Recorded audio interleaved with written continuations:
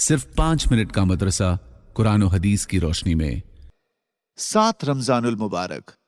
Number 1، اسلامی تاریخ۔ بچوں کی تعلیم و تربیت کے سلسلے میں آپ صلی اللہ علیہ وسلم کی فکر۔ آپ صلی اللہ علیہ وسلم نے بچوں کی تعلیم و تربیت پر بھرپور توجہ فرمائی۔ چنانچہ جب بدر کے قیدی مدینہ منورہ لائے گئے، جن میں سے بعض کے پاس فدیہ میں دینے کے لیے کچھ نہ تھا، تو آپ نے ان سے کہا کہ تم میں جو شخص لکھنا جانتا ہو وہ فدیے کے طور پر انصار کے 10 بچوں کو لکھنا سکھا دے، اس کے بعد اسے چھوڑ دیا جائے گا۔ خود آپ صلی اللہ علیہ وسلم بھی موقع با موقع بچوں کو دین کی باتیں سکھاتے رہتے۔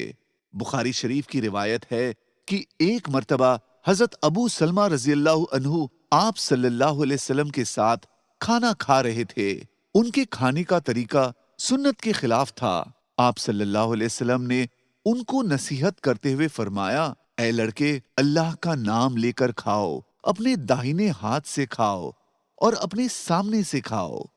نمبر 2، اللہ کی قدرت، بچاؤ کی صلاحیت۔ اللہ تعالیٰ نے ہر جانور کو اپنی حفاظت و بچاؤ کی صلاحیت سے نوازا ہے۔ چنانچہ بیل، بھینس اور بکریوں کو سینگ عطا کر دیے، اور جنگلی جانوروں میں سے ہرن، باراسنگا اور گینڈے کو ایسی سینگ لگائی کہ اگر کوئی خوخار درندہ ان پر حملہ کرے تو آسانی سے یہ اپنی حفاظت کر لیتے ہیں۔ اس طرح تمام جانوروں کو بچاؤ کا سامان اور حفاظت کا طریقہ سکھا دینا، یہ اللہ کی قدرت کی بڑی نشانی ہے۔ نمبر 3، ایک فرض کے بارے میں، بیماری یا سفر کی حالت کے روزے۔ قرآن میں اللہ تعالیٰ فرماتا ہے، جو شخص بیمار ہو یا سفر میں ہو تو دوسرے دنوں میں شمار کر کے اس میں روزہ رکھنا واجب ہے۔ نوٹ: رمضان میں اگر کوئی شخص بیمار ہو جائے اور روزہ رکھنے کی طاقت نہ ہو یا سفر میں ہو اور روزہ نہ رکھا ہو تو بعد میں اس کی قضا کرنا واجب ہے۔ نمبر 4، ایک سنت کے بارے میں، سنت پر عمل کرنا۔ حضرت انس رضی اللہ عنہ کہتے ہیں کہ رسول اللہ صلی اللہ علیہ وسلم نے مجھ سے فرمایا، اے میرے بیٹے، اگر تجھ سے یہ ممکن ہو کہ تو صبح سے شام اس طرح کرے کہ تیرے دل میں کسی سے کینہ اور کھوٹ نہ ہو تو ایسا ہی کر۔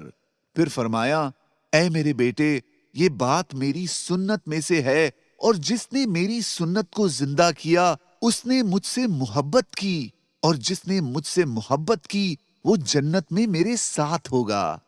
نمبر 5، ایک اہم عمل کی فضیلت، ہر حرف پر 10 نیکیاں۔ رسول اللہ صلی اللہ علیہ وسلم نے فرمایا، جو شخص قرآن کریم کا ایک حرف پڑھے اس کے لیے اس حرف کے بدلے 1 نیکی ہے، اور 1 نیکی کا اجر و ثواب 10 نیکی کے برابر ملتا ہے۔ میں یہ نہیں کہتا کہ پورا الف لام میم 1 حرف ہے، بلکہ الف 1 حرف ہے، لام 1 حرف ہے اور میم 1 حرف ہے۔ نمبر 6، ایک گناہ کے بارے میں، جھوٹ کی وجہ سے روزہ قبول نہ ہونا۔ رسول اللہ صلی اللہ علیہ وسلم نے فرمایا، جس شخص نے روزہ رکھ کر جھوٹ بولنا اور اس پر عمل کرنا نہیں چھوڑا تو اللہ تعالیٰ کو اس کا کھانا پینا چھوڑنے کی کوئی ضرورت نہیں، اللہ تعالیٰ اس روزے کو قبول نہیں کرتا۔ نمبر 7، دنیا کے بارے میں، قرآن اچھی آواز سے پڑھنے والا شخص۔ حضرت طاؤس رحمت اللہ علیہ کہتے ہیں کہ کسی نے رسول اللہ صلی اللہ علیہ وسلم سے پوچھا کہ اچھی آواز سے قرآن پڑھنے والا کون شخص ہے؟ حضور صلی اللہ علیہ وسلم نے فرمایا، وہ شخص کہ جب تو اس کو تلاوت کرتے دیکھے تو محسوس ہو کہ اس پر اللہ کا خوف ہے، یعنی اس کی آواز سے ڈرا ہوا ہونا محسوس ہوتا ہو۔ نمبر 8، آخرت کے بارے میں، مردے کی حالت۔ رسول اللہ صلی اللہ علیہ وسلم نے فرمایا، جب مردے کو لوگ اٹھا کر چلتے ہیں تو اگر وہ نیک ہوتا ہے تو وہ کہتا ہے مجھے جلدی آگے بڑھاؤ، اور اگر وہ برا ہوتا ہے تو کہتا ہے ارے میری ہلاکت آئی، تم کہاں لے جا رہے ہو؟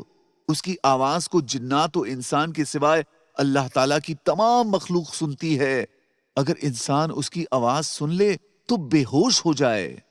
نمبر 9، तिब्ब नबवी से इलाज, सूरे फातिहा से इलाज। रसूलुल्लाह सल्लल्लाहु अलैहि वसल्लम ने फरमाया, सूरे फातिहा हर मर्ज की दवा है। फायदा, अल्लामा इब्ने क़य्यिम रहमतुल्लाह अलैह फरमाते हैं, अगर जिस्म में कहीं दर्द हो तो दर्द की जगह हाथ रखकर 7 मर्तबा सूरे फातिहा पढ़े, इंशाअल्लाह आराम मिलेगा।